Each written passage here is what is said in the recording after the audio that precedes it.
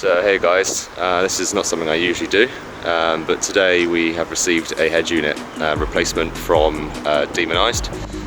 It's an upgrade from the standard head unit being an RCD360 with Apple CarPlay, Android Auto, Bluetooth, which still kind of utilises and keeps the standard features like connecting your car, playing music, etc.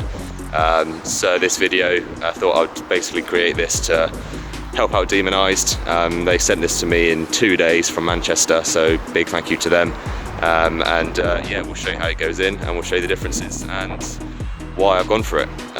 It should be a big upgrade to make the inside look a lot more modern, and it's something I've wanted to do since I bought the car, so let's do it.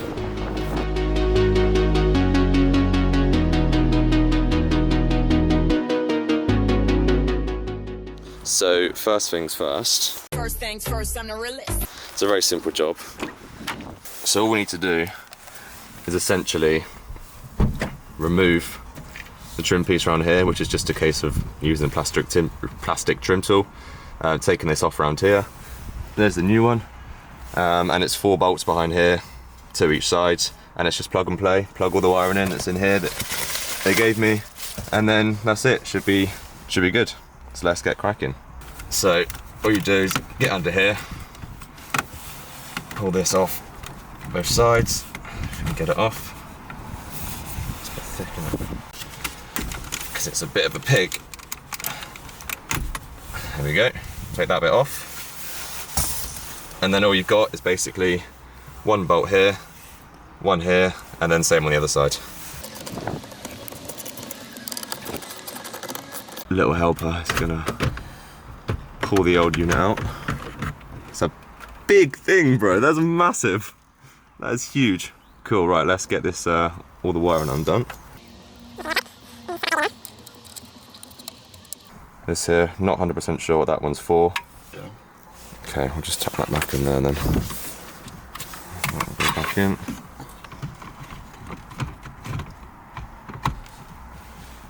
Like so. Looks good. Yeah, we should probably test it. Should we do it now? Yeah. Woo. Oh, we got lights. Let's turn that down a little bit. So, let's peel this baby off. So, right, so we've discovered that you need to have a USB to use the CarPlay, which is a little bit annoying because I thought it was going to be Bluetooth rather than wired, but either way it should be sick. So continue on that. Mad. So now I think if you click onto here, so you can have access to all of this kind of stuff, and obviously Spotify is decent, so you can still change that on the steering wheel, which is ideal. The sound definitely sounds better as well, compared to the standard unit, which is always nice. The phone connectivity still works as well, so I think I can still make phone calls through this. And even the standard setup, so even here when you're playing, that's because I'm on the other one, but when you're playing Spotify from here, you can see what's playing, and obviously skip songs on the steering wheel as well as on here. So that's decent. But yeah, so that's pretty much it, I think, to be honest with you.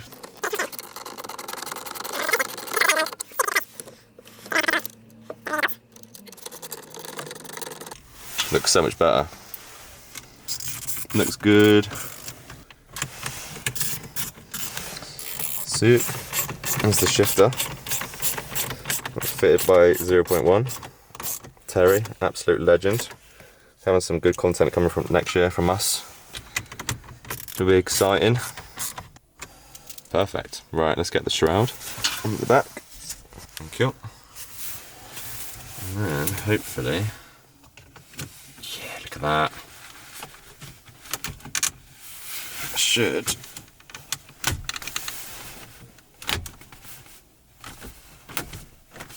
yeah, baby, nice. Happy days, and that is it. We're done. Plug that in, accept that, boom. We're done. Happy days. It looks so much better in there now. Yeah, I definitely recommend it. I mean, through Demonized, they're a good price as well. Slightly cheaper than what I saw on Google. On Google, I think you'll pay about £350, I think. Whereas Demonized, I think they cost, I think they're about £290. I think £290 plus delivery. So you're definitely going to save yourself some money going through Demonized. And if you're up that way as well, they install it for free, which is really, really handy. But they're in Manchester, so that's a long way away from me. So that wasn't an option. But yeah, spot on, cool. Let's tidy the car up and then we're done. 5-minute install. Happy days. Cheers, guys. So we thought we'd also do a little comparison to George's Mk7, just to show the difference of the screen. So this is George's sick Golf Mk7. It's on standard wheels now, but did have some nice BBSs on there. Slammed on the standard tyres, looks bagged. It looks so low, George. But yeah, let's have a look at the difference between the two. The only thing that obviously my one doesn't sort of come with is the car feature, where obviously you can see your vehicle status and service history, things like that. But I think that's kind of understandable, given obviously it's not, I don't think you're going to have that because it's not going to be in the system, like in the car anyway, because I don't think you can record the service history on my car in the standard one, because there isn't like a interface that you can actually use it with, whereas obviously this one does. So yeah, you can kind of see, like when you go onto radio, it looks almost identical, if not completely identical to mine. It's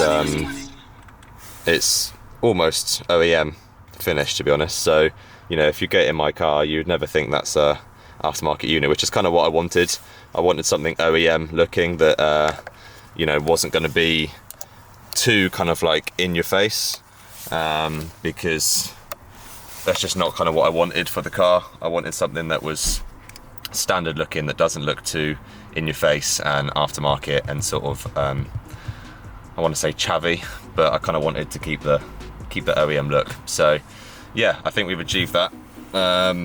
But yeah, that's the only thing that doesn't have is that sort of car feature to see the services. But apart from that, exactly the same.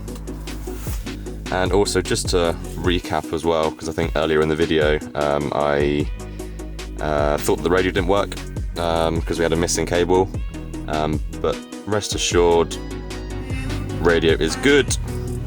Can't have that on too long. But yeah, radio's all good, so we're good.